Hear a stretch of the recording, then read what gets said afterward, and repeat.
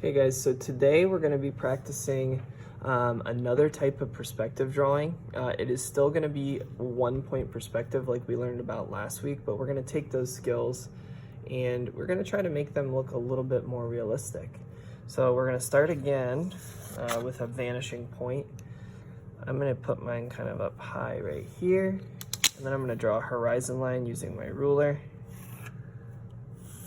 So there's our 1-point perspective, and this is going to be off in the distance. So the first thing I'm going to do is draw a road. So I'm going to start this way back here. You can draw a straight road. You can make it curvy and windy. I'll kind of show you how to create a windy road too right here. Let's do another one. We'll make it kind of curve out this way. Okay, so remember, as things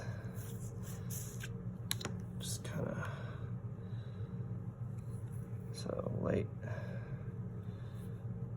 and if we want it to come down here, we'll kind of follow that curve. There we go.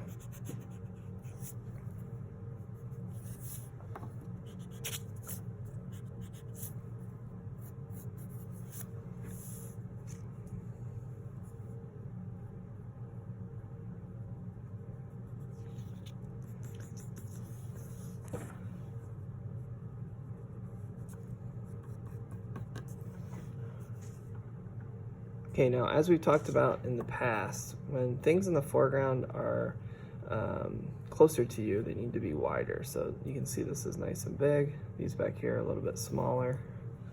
All right, now let's draw a couple buildings for our 1-point perspective drawing. So I'm gonna start just with a horizontal line, this, okay? And then we're gonna do the side of the building first. So these are just gonna be vertical, straight down. Now, this is where we need to use our 1-point perspective. So these corners go right here. I suggest drawing really lightly. Okay, I'm not gonna go all the way because we want our building to stop. So let's figure out where we want our building to stop. I'm gonna have mine stop right here. So do our vertical line again, and then we'll do a horizontal line wherever we stopped it. Then you can erase this extra stuff. Okay, so now we've got a building in 1-point perspective, and it's not directly above from the sky, a bird's eye view. We're looking at it kind of from a raised perspective, but a little bit closer. Let's make these a little bigger. I'm gonna do a quick sidewalk too, then we'll get back to our building. Same thing. These should be wider as we are closer to the bottom, and we can slowly kind of just make them disappear. All right, let's add some detail to our first building. So we'll do our vertical lines first. 1, 2's fine. 1, 2. These are horizontal. So again, we're gonna follow this side, straight across,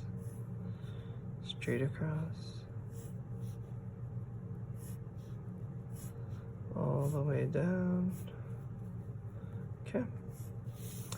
And then we're going to touch our pencil to this one, and we're gonna line it up with that vanishing point and stop right on the side of the building.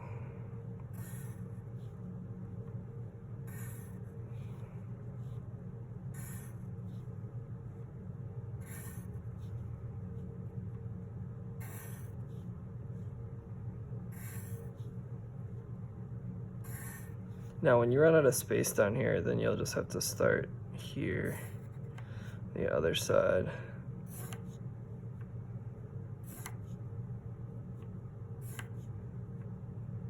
There we go. All right, if we want to make the roof look realistic, what we'll do is we'll first draw our edge of our wall here. This inside corner will come down, and this will go across, like so. There we go. So there's our first building. Now what you can do is you can fill in the rest of this space. Same thing, I would start with the front of your building. Let's do one kind of off in the distance a little bit further. So this needs to be a little smaller. Again, we'll start with our basic shape here, rectangle. Okay. And then what we'll do is we are going to follow our vanishing point. I don't want it much bigger than that, so we'll do the same thing here.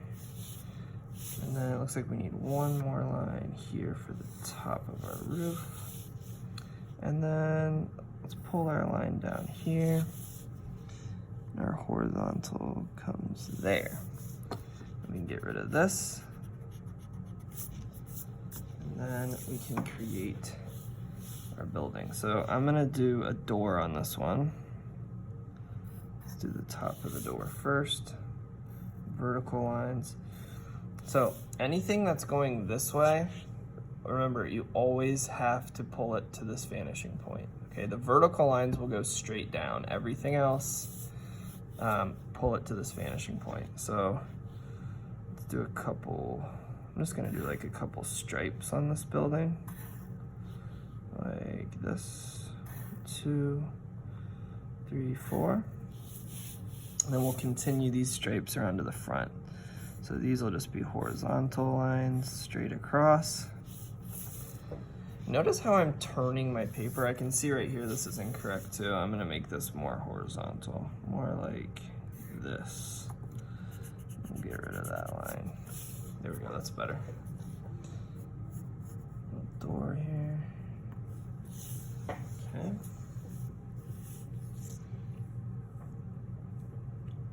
This curved road is not looking quite right either. I think I'm gonna turn this into a river.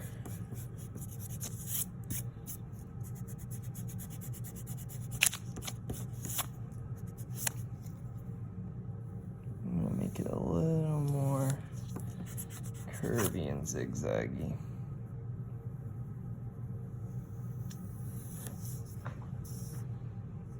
There we go. You can also add a little bit of three-dimensionality to this. You don't have to do this part. If you don't want a river in your picture, that's fine. This will be...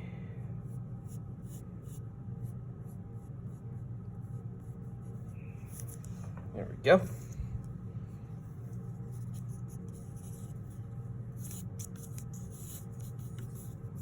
A little bit of texture here.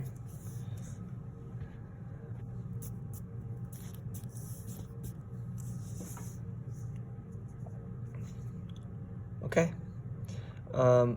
I want you to do at least 3 buildings. You can leave one side blank like I did, make a river, whatever you have in mind. Do all your buildings on one side, or you could have 2 on this side, 1 on this side. You can make 4 or 5 buildings if you're up to it. You can also add some detail into your sky if you like. You could do a mountain range in the background. You could just do some big clouds.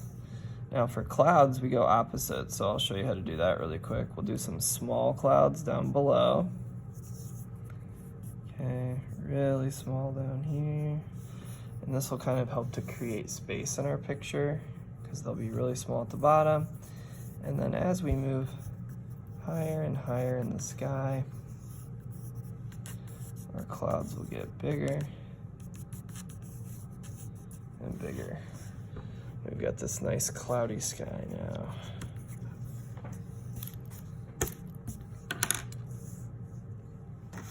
Feel free to add some color to your picture as well.